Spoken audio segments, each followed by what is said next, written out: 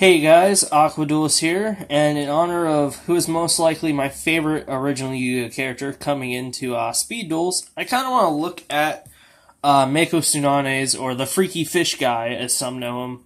I kind of want to look at his Legendary Fisherman archetype and kind of just, I guess you could say in a way, kind of like review the archetype. And I wanted to share some of my thoughts about Mako going into speed duels real quick. One of the biggest things I want to say is as of right now, I don't really think Mako's cards and all are going to really be just really competitive, or make a impact in speed duels. As looking at the cards we initially are getting, they just kind of seem more of a cluster flump kind of thing. It doesn't really seem like it would work all that well, but don't know about the skills. I know there's been a few that, like, I think one of them has been shown. I just haven't seen it yet. But as far as the Legendary Fisherman himself in speed duels, unless we get a Legendary Ocean, he will most likely not have any relevance in speed duels, as kind of like he did in the originally when he came out in Pharaoh's Servant, back in like 2003, I think it was. So yeah, back then when Legendary Fisherman came out, he wasn't really that great to start with, and we're gonna look at his effect really quick. For those of you who are unfamiliar, his effect reads: when Umi is face up on the field, this card is unaffected by any magic cards and cannot be attacked by your opponent's monsters. So yeah, this was back when spell cards were actually just called magic cards. So back then he wasn't really just a impactful or game-changing monster. And I don't have a copy of Umi, sadly, but Umi was just a card that gave water monsters 200 attack and defense. So yeah. Right now, I think just as a monster alone, he's not really that great. He's a level 5. His attack isn't all that strong. His effect, I think, is actually pretty decent. Just the actual protection itself, but by far, it's not a really amazing monster. So, as I said, I don't have a copy of Umi, but I do want to quickly note Tornado Wall real quick. Even though it's not necessarily Legendary Fisherman support, I basically, back at the time, if you played Legendary Fisherman, you would probably play Tornado Wall. So, Tornado Wall, its effect is you can only activate while Umi is face up on the field, and as long as Umi remains face up on the field, you take no battle damage from attacking monsters. When Umi is removed from the field, destroy this card.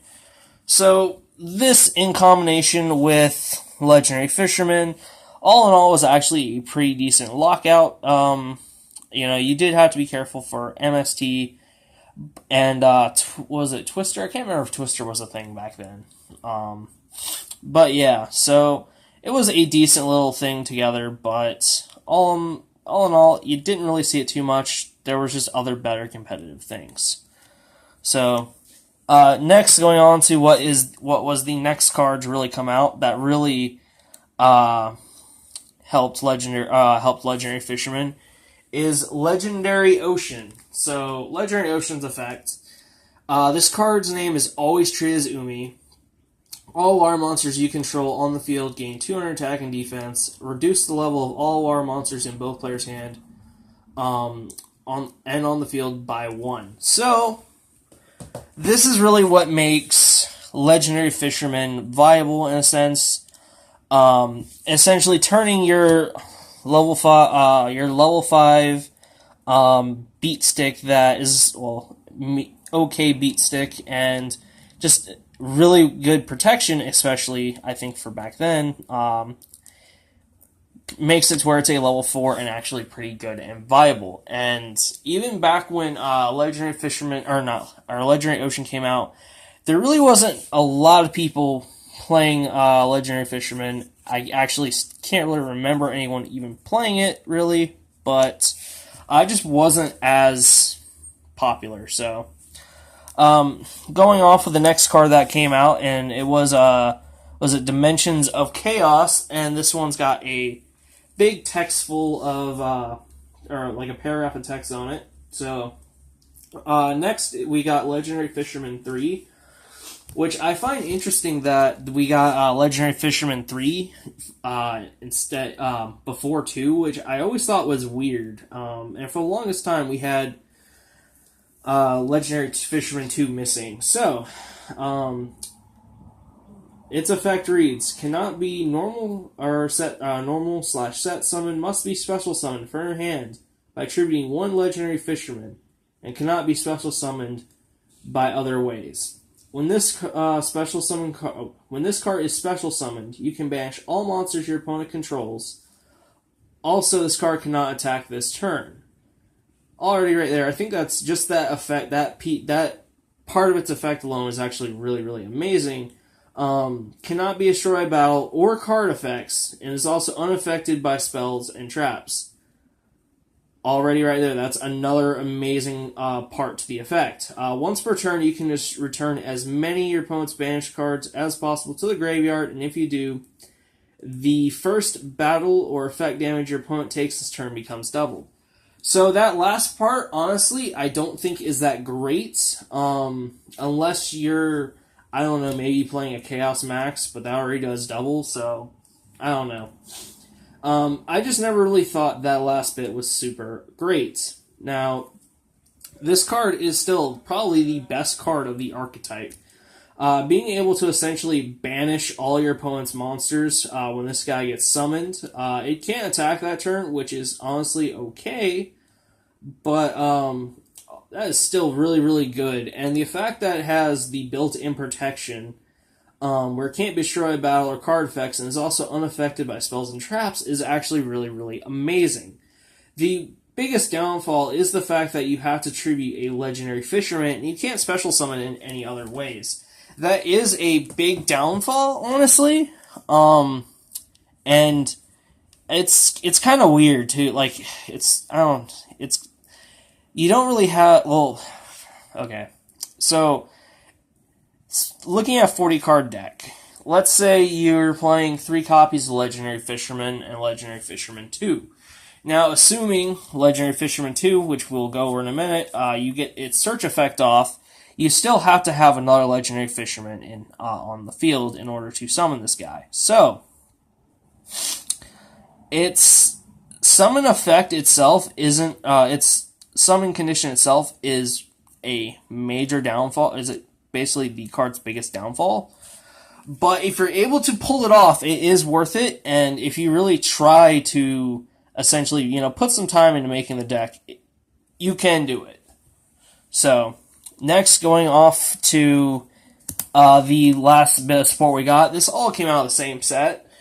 We're going to look at Legendary Fisherman 2, finally, which I still think it's weird how we got 3 first.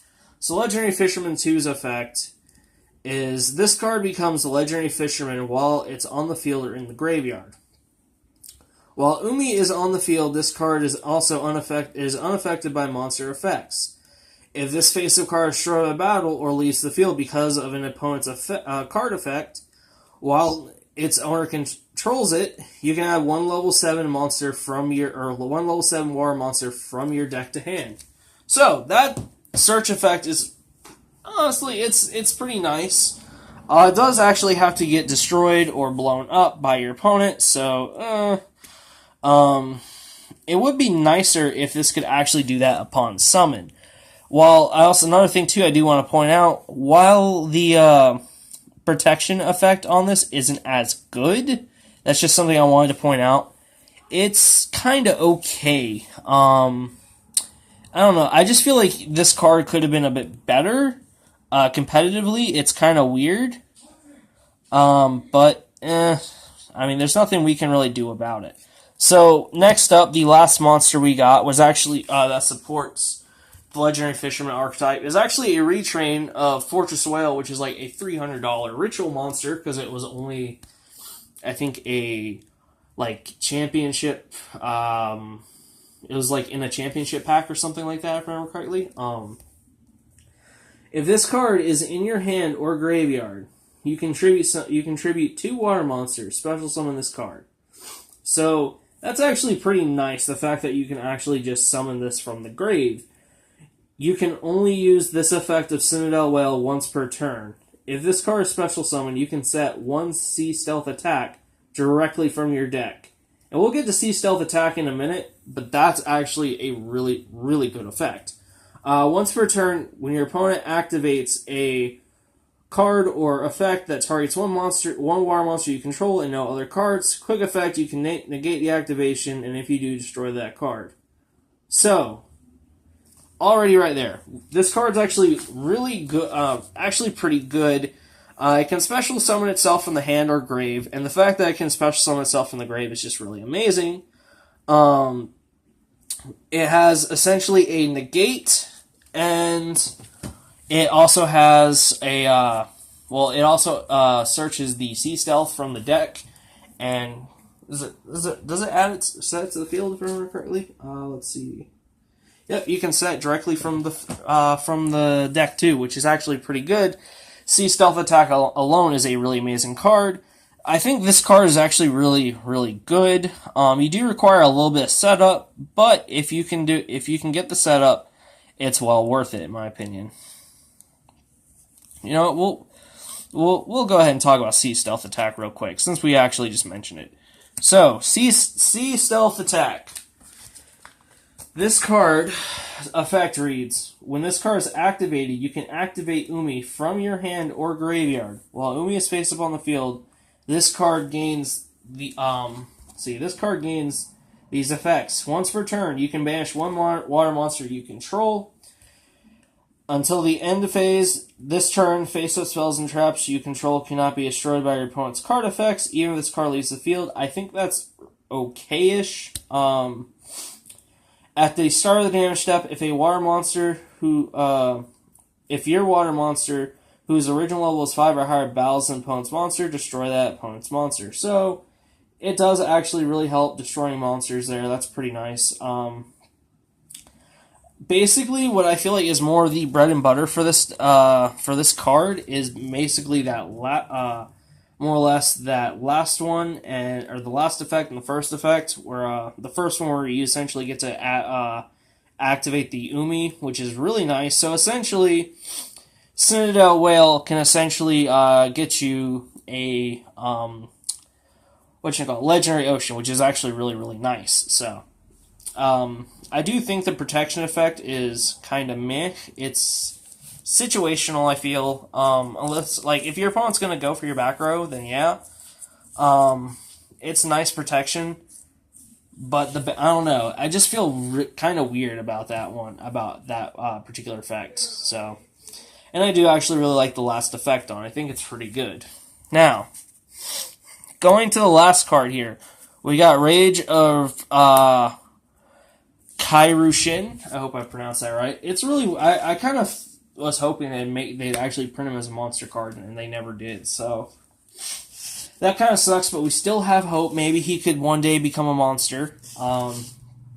So this card effects reads: if Umi is on the field, target monsters your opponent controls up to the number of water monsters you control whose original levels are 5 or higher, and if you do, destroy them. And if you do, the zones they were in cannot be used until the end of the next turn. You can only activate 1 Rage of Kairushin once per turn. So, I want to say this is probably the second best card in the Archtype.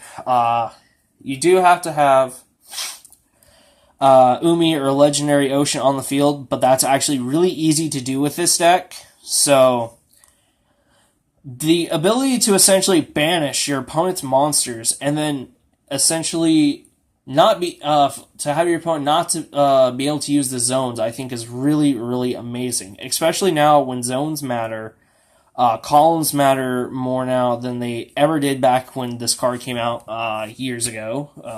What was it, like 2016? I think, if I remember correctly, I can't remember, and just being able to lock your opponent out for that turn those zones can really, really hurt them. And I think that's really, really great that this deck has access to something like that. the biggest flaw, though, that does suck for just all these cards in general is essentially having to have the Legendary Ocean to be able to play the deck. But Sea Stealth Attack can actually protect it. So that's overall pretty nice little protection you get right there. So, but yeah, as far as this deck goes, as far as the deck, this archetype goes competitively, I don't know. I don't think we've ever really seen this deck top, but I think it is really, really good as probably more of the locals level, as most, legacy support is. I feel like if we get maybe the right kind of support, most likely indirect support, with this deck, we could actually maybe see this at something like a YCS. I know these cards have been out for a couple years, but hey, look at Dynamis. Dynamis didn't top at any events for really a few years after they came out. So I think it could be somewhat possible with this deck, maybe. But I don't know. What are y'all's thoughts? If you guys like this video, give this video a like. If you have any comments on this, let me know. If you guys want to see something kind of like this, I know Dazif does stuff like this, but I wasn't trying to essentially copy him. It was more of I wanted to kind of do this because of Mako coming out in Speed Duels tomorrow, so I felt like it was a nice little way to pay some homage to him. And if you want to see more of my content, hit that subscribe button. I do 4 or 5 videos a week. Thank you for watching.